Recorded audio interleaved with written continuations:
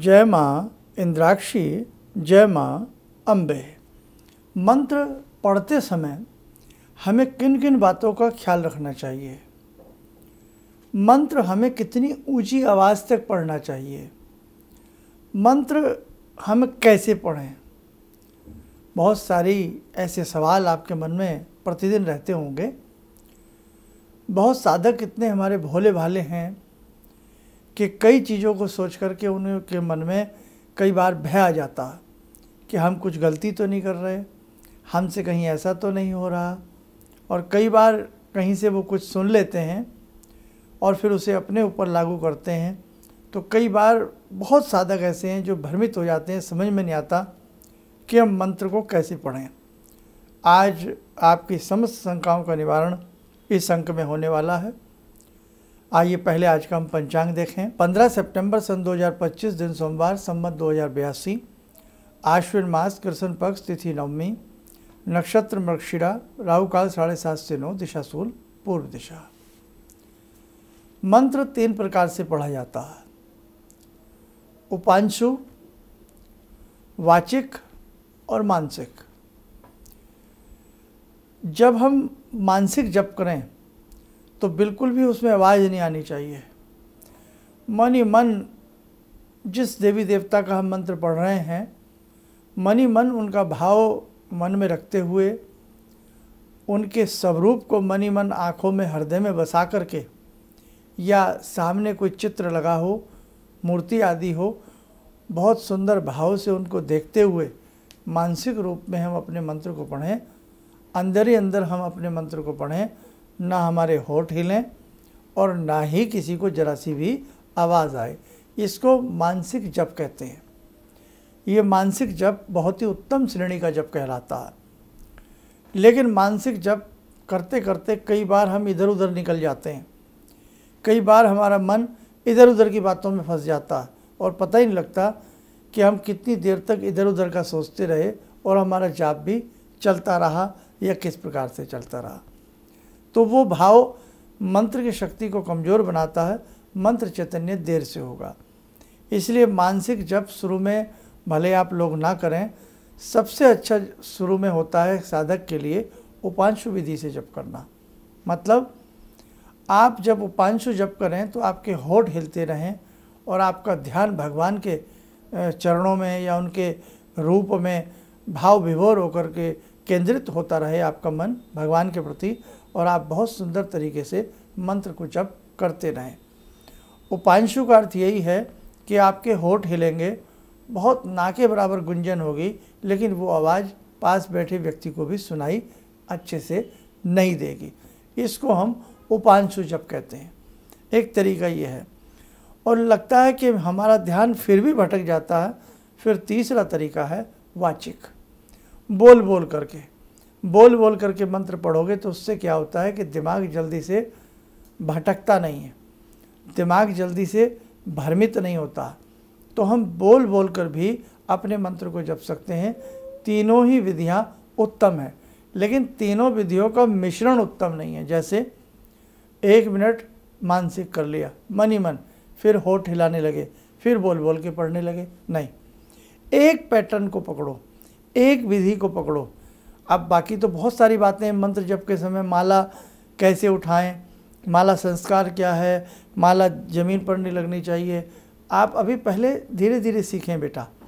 आपके पास माला नहीं भी है, आप माला नहीं भी करना जानते हैं, तो केवल आप वाचिक तरीके से करें। कैसे? जैसे हमें मंत्र पढ़ना है, मिसाल के तौर पर हमें पढ़ना है सर्व मंगल मांगल्ये, इसी का जाप करना हमें, तो हम वाचिक पढ़ रहे हैं अब इसको।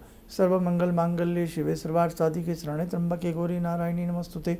सर्व मंगल मांगल्ये शिवे सर्वार्थ साधिके शरण्ये त्र्यंबके गौरी नारायणी नमस्तुते। ये वाचिक हुआ। पास बैठा व्यक्ति सुन रहा है, आपको भी मैंने मंदी आवाज़ में बोला है, आप भी सुन रहे हैं। तो ये हुआ हमारा वाचिक। वाचिक पढ़ने से ध्यान लगता है, मन अच्छा रहता है, इधर उधर मन नहीं जाता। उसके बाद श्रेणी हमने द्वितीय बताई, क्या? उपांशु। हमारे होठ हिलते रहेंगे। अब यही मंत्र हम पढ़ रहे हैं, हमें सुन रहा है, आपको नहीं सुन रहा। तो ये हुआ हमारा कौन सा? उपांशु प्रकार का। अब हमारा मानसिक है, मानसिक में होठ भी बंद है, बिल्कुल ऐसे बैठे हैं, तो ये क्या हो गया, ये हमारा हो गया मानसिक जप। मानसिक जप हर व्यक्ति नहीं कर पाता है, क्योंकि मानसिक मन शांत नहीं रहते हैं, दिन में चलती फिरती बहुत सारी बातें हैं, पिछले दिन बीती बातें हैं मन में चलती रहती हैं, इसलिए कई बार हमारा मंत्र उन बातों में उलझ जाता है। इसलिए मैं आपको राय दूंगा, आप सबसे पहले या तो वाचिक करें, जैसे हमने बोल के पढ़ के सुनाया, या उपांशु करें। इन दोनों पद्धतियों में से एक पद्धति को आप पकड़ लें और लंबे समय तक आप 1 साल 2 साल तक उसी पद्धति पर कायम रहें।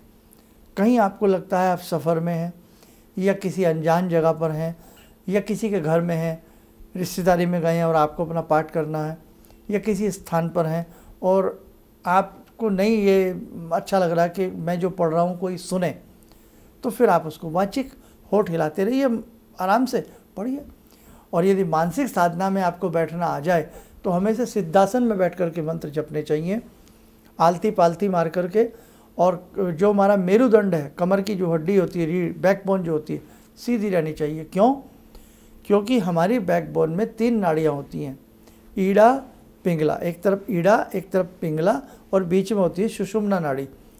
सुषुम्ना नाड़ी ही हमारे 6 चक्रों का भेदन करती है, अभी मैंने आसान भाषा में बताया। इसलिए कमर की रीढ़ की हड्डी सीधी रहनी चाहिए। अब बहुत लोगों को सर्वाइकल है, स्पाइनल कॉर्ड में दिक्कत है, बैठ नहीं पाते हैं, तो भैया वो फिर आराम से किसी मूढ़ा चेयर पर कोई कंबल का आसन बिछाकर भी जप कर सकते हैं।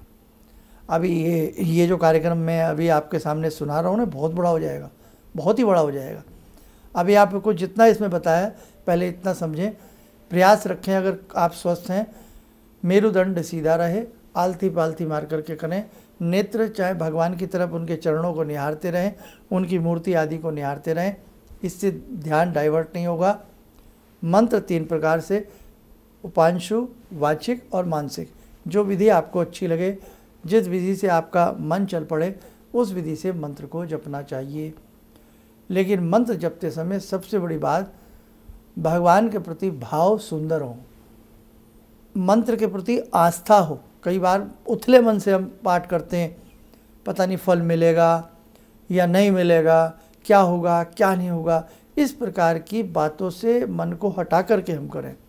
और एक खास बात, जब हम कोई पाठ पढ़ते हैं, लाइक दुर्गा सप्तशती, कोई स्तोत्र, गजेंद्र मोक्ष, आदित्य हृदय स्तोत्र, तो उनमें ये तीनों विधियां नहीं चलती हैं। वहाँ पाठ का मतलब है पाठ को हम बोल करके पढ़ें, पाठ की आवाज़ आनी चाहिए। बजरंग बाण, सुंदरकांड, रामायण जी बोल बोल करके पढ़ें इनको। सिद्धकुंजिका बोल बोल करके पढ़ें कि पास बैठे व्यक्ति, चाहे आपसे 2 फीट दूर बैठा है, उसको भी आवाज़ आनी चाहिए। पाठ हमेशा बोल करके करना चाहिए। आरती लयबद्ध होकर के या गायन के रूप में करनी चाहिए। तो आज के लिए मैं इतना ही समझता हूँ, और फिर कभी ऐसी चर्चाएं कभी आपके संग होती रहेंगी। आप यूँ ही हमसे जुड़े रहिएगा। आइए, समय हो चला आज की ध्यान साधना से जुड़ने का। जुड़ते हैं जगत जननी भगवती जगदम्बा से। ओम सिंदूरारुण विग्रहां त्रिनयनां माणिक्यमूले स्फुरात् स्तारानायकशेखरं स्मितमुखी बापेन वक्षोरुवां पाणिभ्यामलपूर्णरत्नचषकां रत्नोत्परां बिभ्रति सौम्यां रत्नघटस्थरक्तचरणां ध्यायेत् पराम् अम्बिकां खड्गं चक्रगदेषु चापपरिगान् चूलम्बुशोण्डिं शिरा शङ्खं समदधतीं करे स्त्रीनयनां सर्वाङ्गभूषावृतां नीलासमद्युतिमास्य पाददशकां सेवे महाकालिकां यामास्तो स्वपितैहरो कमलजो हन्तुं मधुं कैटवं विद्युद्दाम समप्रभां मृगपते स्कन्दस्थितां भीषणां कन्या विहकरवालखेटविलसा धस्ताविरासेवितां हस्ते चक्रगदाशिखेटविशिखां चापं गुणं तर्जनीं विप्राणामलिलात्मिकां शशिधरां दुर्गां त्रिनेत्रां भजे। कवच बना लें, ध्यान करें, भगवती का शुभ आशीष हम सबके ऊपर बरस रहा है।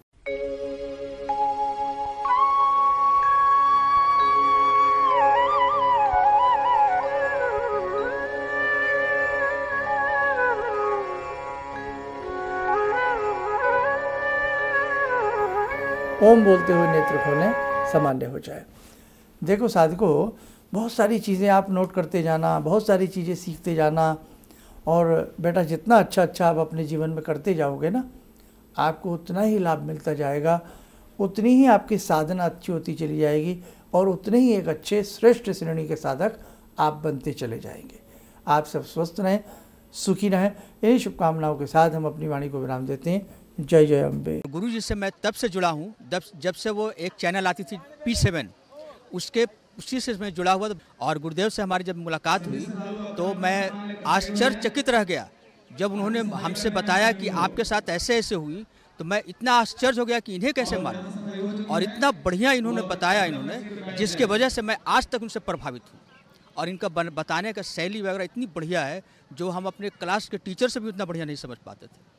ये हमें बहुत पसंद आई। और दूसरी बात कि इनके साथ जितने भी मैं जब से जुड़ा रहा, जो भी समस्या आई, मैं बहुत ही अच्छा तरह से मेरे सॉल्व होते चले गए। और आज तक मैं उनके आशीर्वाद से मैं बहुत सुखी हूँ। और मैं यही कहूँगा, सभी लोगों से आग्रह करूँगा कि ये पहले इनकी बात करें, समझें, देखिए कैसे इन्होंने अपना रूप दिखाया। और मैं इनसे बहुत प्रभावित हूँ और मुझे बहुत ही फायदा हुआ है। किसी भी समस्या के समाधान के लिए मिले प्रसिद्ध हस्तरेखा एवं वास्तु विशेषज्ञ प्रोफेसर धर्मेंद्र शर्मा जी से। नोट: शिविर में भाग लेने हेतु एवं व्यक्तिगत रूप से मिलने के लिए कॉल करने का समय सुबह 10 बजे से शाम 6 बजे तक। हमारे विभिन्न ज्ञानवर्धक कार्यक्रम देखने के लिए आप हमें अभी सब्सक्राइब करें, बेल आइकन को प्रेस करें ताकि आप देख सकें हमारा कार्यक्रम सबसे पहले। और अधिक जानकारी के लिए फेसबुक पेज को लाइक करना न भूलें।